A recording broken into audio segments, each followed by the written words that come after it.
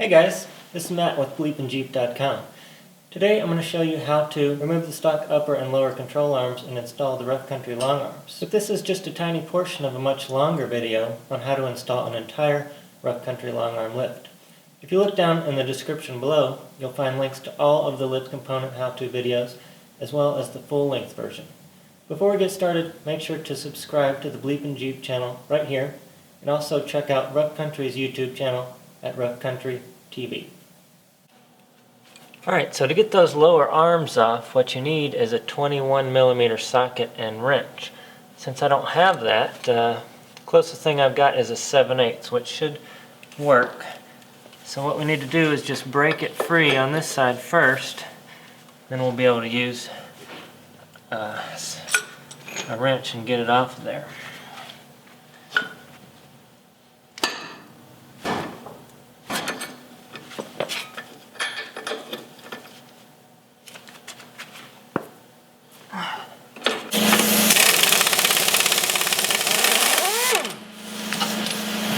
Okay, so we need to reuse that hardware, so make sure you don't booger it up trying to get it out of there, but what you can do is use a hammer and a screwdriver. By the way, make sure that you've got something holding up your axle, because there's not a lot left holding it up there.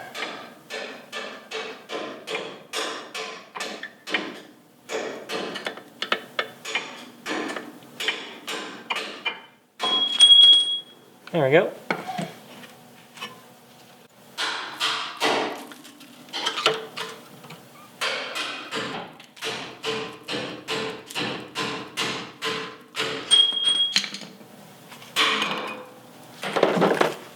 There you have it. Alright guys, if you're installing the long arm lift, this is the point of no return, because what you need to do next is cut off these stock lower control arm brackets. These are a booger to get off here. It'll make it a little bit easier if we take off these bolts and pull this inner bracket out first, so that's what I'm going to do.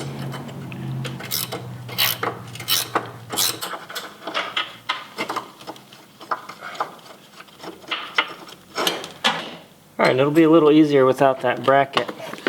Now the next thing we need to do is cut this off. Now the directions say to use a sawzall and cut that thing off, but I'm pretty sure that if you do that, you'll die of old age before you ever get it off. Here is the bracket that I've cut off on the other side already. As you can see, it's almost a 1/2 inch right there, right here, and then over here you've got two sections that you have to cut through at the same time. So, I mean, you could use anything. If you had a plasma cutter, that would be awesome. If my torch was working correctly, I might use that. But what I am going to use is an angle grinder. The angle grinder, you might risk catching your hair on fire if you have any hair. So I would recommend using a full face shield for this. Alright, so on the other side I went through about 2.5 of these discs. So this back side is really hard to get to with the short disc, so I'm going to start right there while I've got a new disc on here.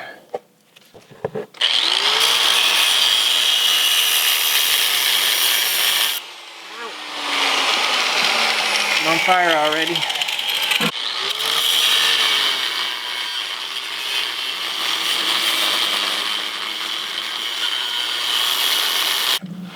Alright, I completely missed that line at first, but you want to cut up there at the top. Now on this side, over here, you want to cut a line right here. Don't cut into the frame, but just cut a line right across here to cut that bracket off.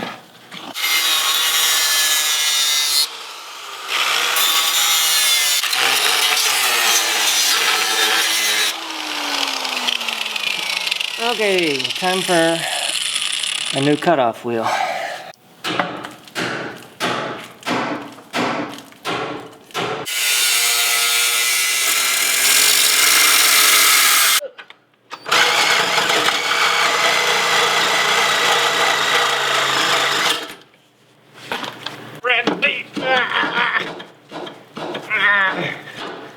Die. Come on. You die.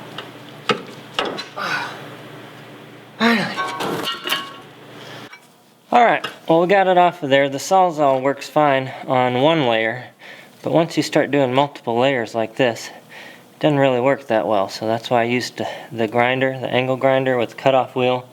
And now what we need to do is put the grinder on the grinder and grind this down. I'll leave that to your imagination though, but you want to clean this up.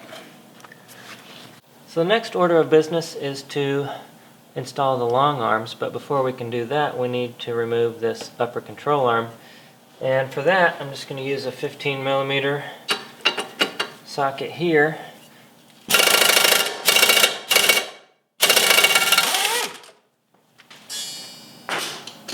Once that comes out, you can just take a screwdriver and knock it out.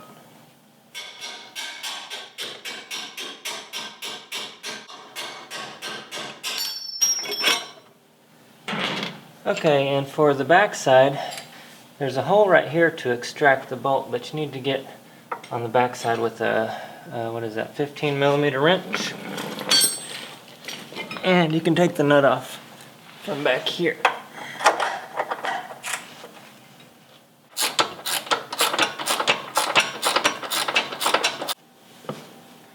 Once you get that nut off the back side, you need to orientate it just so.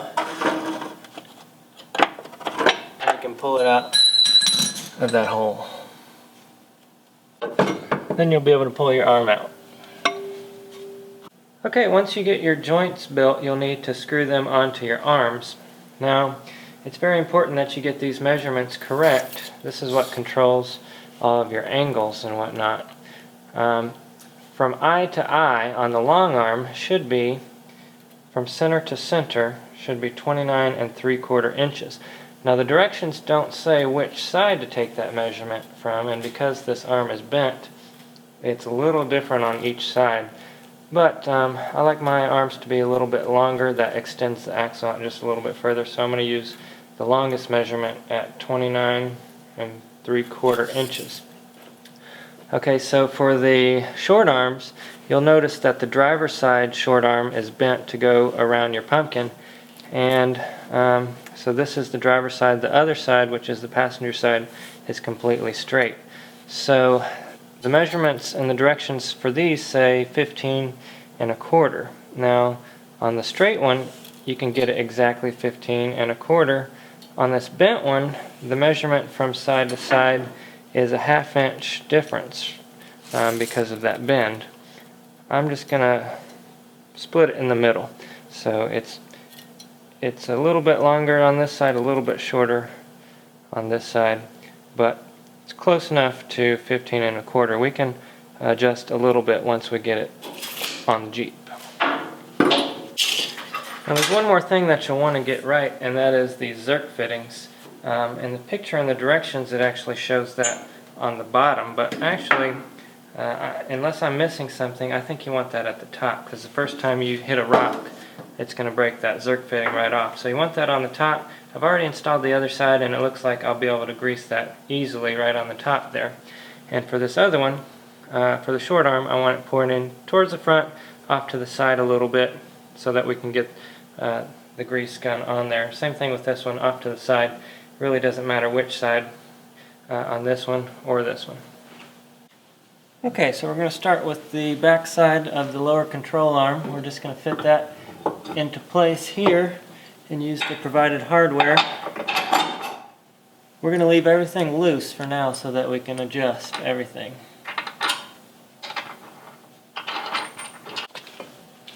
Alright, now on the front we're going to use our existing hardware, and more than likely this isn't going to line up. So, since you have these on jack stands, it should be fairly easy to move them back and forth and get that to line up.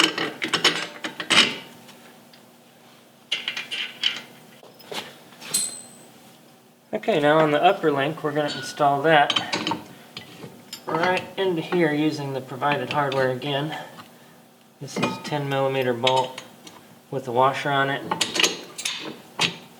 And then we've got another washer on the back and a locking nut, a nylon lock nut. Alright, I don't know if you can see that, but I've got the Zerk fitting pointed out this way, which should make for easy easy greasing ability. And this one I've got pointed inwards, but I can adjust that to have it pointed outwards if I want.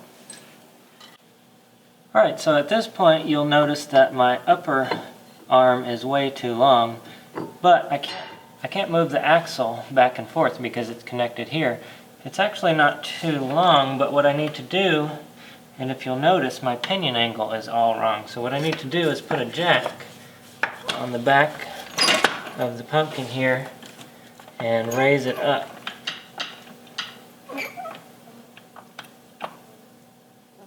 What that'll do is move this point out right where I need it so I can get the bolt in. A little more. That ought to do it. Then you're going to use that new hardware again. Alright, now we're going to go do the other side. I've already done most of it. I just need to get that upper arm attached. There's one more thing though I want you to take note of, and that is the pinion angle. We can't really get that accurate at this point because we don't have our springs and our correct ride height in at the moment. But if you need to correct your pinion angle later, what you can do is lengthen or shorten any of these arms. This arm right here, if you lengthen it, it's going to move the entire axle out. This arm right here, if you lengthen it, it's going to bring the pinion angle up. If you shorten it, it's going to bring the pinion angle down. What you want is for this pumpkin, this pinion, to be pointed directly in line with the drive shaft towards the transfer case. So that'll give you your best angle. But we can't really figure that out until we have the springs in and it's sitting on the ground. With that said though, the numbers that Rough Country provides should get you pretty close, if not perfect. Okay guys, now that I've got the arms on both sides installed, I should be able to drop the jack and everything should stay in place. The arms are keeping the pinion angle in the proper place. For now I'm going to leave these bolts loose so that I can move everything around still while I'm working on the front end here. But make sure that you come back and you tighten these down afterwards. And you also want to tighten down the two jam nuts here, which just hold that together. So make sure you don't forget to come back and tighten these up later. Sweet! Check it out guys, there's a lot more work to be done, but we're making progress. Now remember, this is just one video of many videos that we did on that entire lift. Now make sure to subscribe right here to the BleepinJeep channel. Also check out the website, BleepinJeep.com. We've got t-shirts, we've got stickers, we've got this Band-Aid sticker, we've got all kinds of great how-to videos for you as well, BleepinJeep.com. Also, what I want you to do is go over to Rough Country's YouTube channel at Rough Country TV. Subscribe over there, then let me know in the comments section that you have subscribed. Once you do that, Rough Country is going to give away a free $50 gift certificate, a t-shirt, and some stickers once a week. So make sure to subscribe over there to Rough Country TV. Leave your comments and questions below. I appreciate you guys watching, and we'll see you in the next video. Okay guys, I hope you learned something there. I want to thank you for watching and thank you for subscribing and supporting the BleepinJeep channel. Now we've got a few options for you. First of all, these videos can be costly and take a lot of time to do. And if you want to contribute, you don't have to, but if you'd like to, the option for that is right over there. Also, we'd love for you to check out the t-shirt store. The link for that is right down there. We've got these t-shirts, this hat, and more at BleepinJeep.com/store or that link. Also, we'd love for you to subscribe to the YouTube channel. That option is right below. It's free. You get updates via email every week when we upload a new video. Also, we'd love for you to check out the website, BleepinJeep.com, or click this link right here. We've got all kinds of off-road videos, we've got how-to videos, off-road parks, and discount coupon codes, and more. So check that out, BleepinJeep.com. Alright guys, thank you very much for subscribing and supporting, and we'll see you in the next video.